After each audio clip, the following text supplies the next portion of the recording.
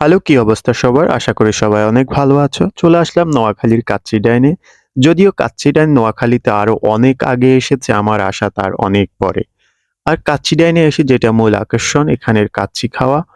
আর তাই দেরি না করে কাচ্চির অর্ডার করে দিলাম। আজকে বাইরে অনেক বৃষ্টি, আর বৃষ্টির মাঝে আমার ঠান্ডাও লেগেছে। আর আমি বসেছি জানালার পাশের সিটটায়। আর জানালার পাশে বসে এই বৃষ্টির মধ্যে বৃষ্টি উপভোগ করা আর কাচ্চি খাওয়ার মজাটাই আলাদা। আসলে আমার না জানালার পাশে বসতে সবসময় ভালো লাগে। সিএনজিতে জানালার পাশে, বাসে জানালার পাশে, বিমানে জানালার পাশের সিটটায়। যদিও সিএনজিতে জানালা থাকে না, পাশের সিটটায় বসতে আমার ভালো লাগে। জানি না আমার জন্ম কি জানালার পাশের কোনো বেডে হইছে কিনা, সেটা আমার জানা নাই। যাক, অনেক কথা বলে ফেললাম। এখন চলুন কাচ্চি সম্পর্কে কিছু বলি। আমি যে কাচ্চির প্ল্যাটারটা অর্ডার করি তার সাথে ছিল একটি বোরহানি, সাথে ছিল একটি পিন্নি। আর তারা যেই পরিমাণ রাইস এখানে দিয়েছে, রাইসের পরিমাণ যথেষ্ট ছিল। যারা অনেক বেশি খেতে পারেন, আমি বলবো তাদের জন্য এটি যথেষ্ট।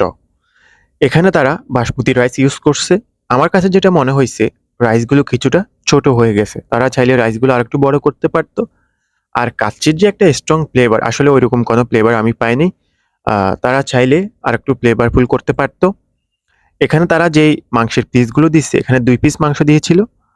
মাংসগুলো অনেক ছোট ছিল। যেই পরিমাণ দাম নিচ্ছে, এই অনুসারে মাংসগুলো আরেকটু বড় হতে পারত। আর মাংসের যদি টেস্টের কথা বলি, এটা ছিল অনেক জুসি এবং টেন্ডার।